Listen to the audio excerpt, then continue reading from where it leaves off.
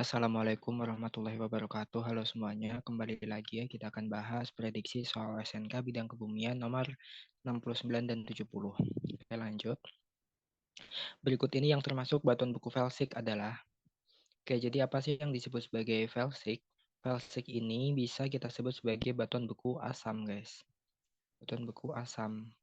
Ini adalah Velsik. Apa sih Velsik? Maksudnya singkatannya apa? Vel itu mengacu kepada feldspar. Feldspar dan sik ini mineral silika.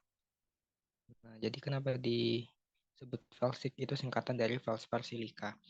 Tapi untuk mudahnya dia itu disebut sebagai batuan beku asam.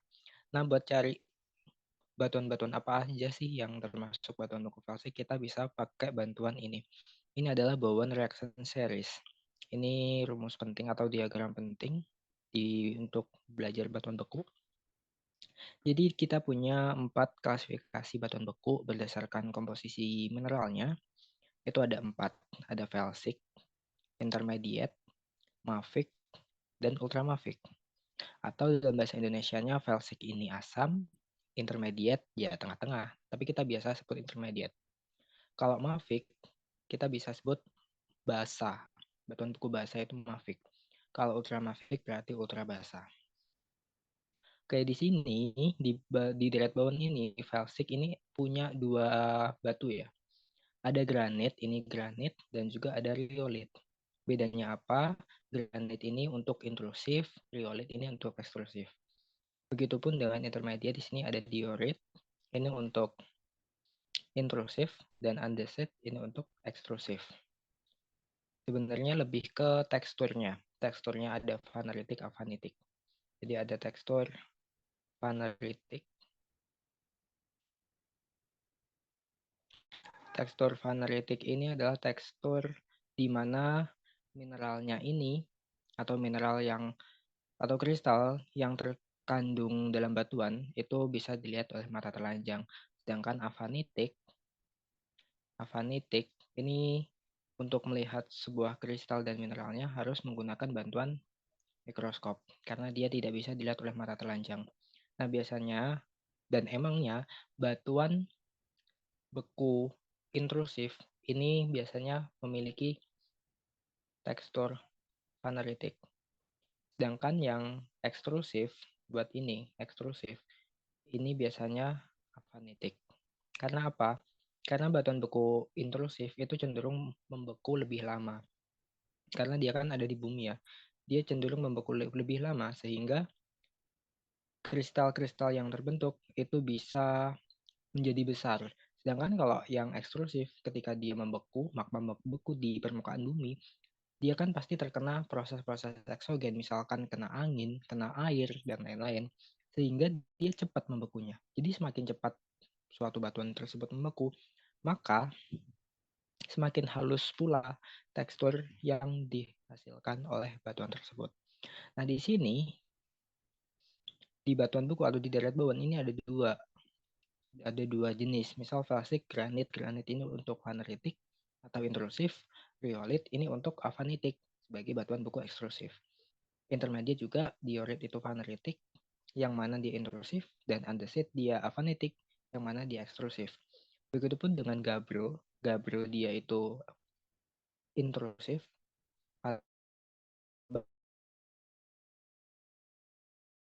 Dia punya afanitik atau teksturnya afanitik.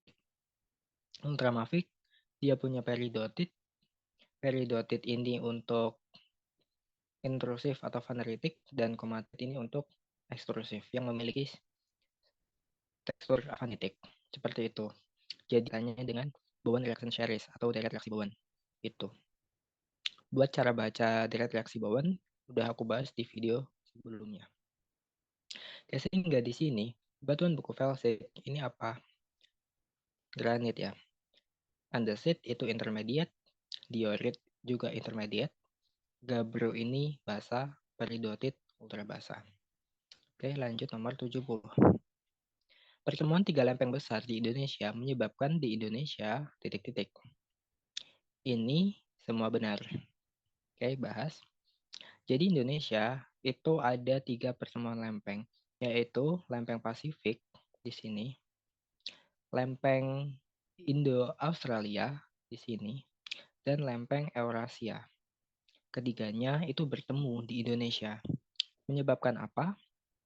Menyebabkan Indonesia itu banyak atau sering banget terjadi gempa. Nah, kalau kalian lihat di sini, di peta ini, mengapa gempa itu selalu terpusat di wilayah-wilayah Jawa, Sumatera, Sulawesi, dan lain-lain, tapi Kalimantan dia kosong atau jarang banget terjadi gempa. Karena kalau kalian lihat di gambar yang ini di kiri, wilayah-wilayah Sumatera, Jawa, Sulawesi, dia itu dilalui oleh jalur subduksi atau penunjaman lempeng. Nah, kalau kalian ini ada garis merah di selatan Jawa, kalau yang garis-garis merah ini, jadi semua daerah yang dilalui oleh zona subduksi, zona penunjaman lempeng, dia akan berpotensi terjadi gempa bumi. Kenapa Kalimantan kosong? Karena kalian lihat di sini, Kalimantan itu jauh dari garis-garis merah ini atau jauh dari penunjaman lempeng. Makanya Kalimantan itu pulau yang relatif aman dari gempa bumi dan tsunami. Sedangkan pulau lain yang ada di wilayah Indonesia, terutama Jawa dan Sumatera, itu sangat rawan terjadi gempa bumi dan tsunami. Karena di selatan Jawa itu ada zona subduksi. Subduksi antara Indo-Australia dan Eurasia. Sehingga ini betul. Nah, karena dia apa? Kan ketika terjadi penunjaman lempeng, ini misal lempeng ini kerak samudra, dia menunjam ke kerak benua. Jadi proses subduksi ini juga berpengaruh terhadap banyaknya deformasi batuan atau pembentukan batuan yang ada di Indonesia. Jadi ketika kerak samudra dia menunjam, ini simpelnya ya, ketika kerak samudra dia menunjam, dia akan meleleh. Meleleh menjadi magma. Nah, magma ini akan keluar melalui apa? Melalui gunung api. Makanya kalau kalian lihat di peta, kalian bisa searching peta sebaran gunung api di Indonesia, itu juga sama. Dia lebih condong ke penyebarannya tuh kayak si gempa ini dari Sumatera, Jawa, Nusa Tenggara gitu. Karena itu dia juga gunung api juga terbentuk karena aktivitas atau hasil dari produk subduksi Selatan Jawa gitu. Sehingga ini juga ini juga benar. Nah, deformasi batuan ini juga saling berkaitan dengan gunung api tadi. Nah, ketika gunung api dia memuntahkan lava, maka lava tersebut akan membeku dan menghasilkan batuan-batuan baru. Seperti itu. Sehingga di Indonesia itu juga banyak sekali terjadi deformasi batuan. Sehingga jawaban yang ini adalah semua benar. Oke, sekian pembahasan kali ini. Semoga bermanfaat. Wassalamualaikum warahmatullahi wabarakatuh.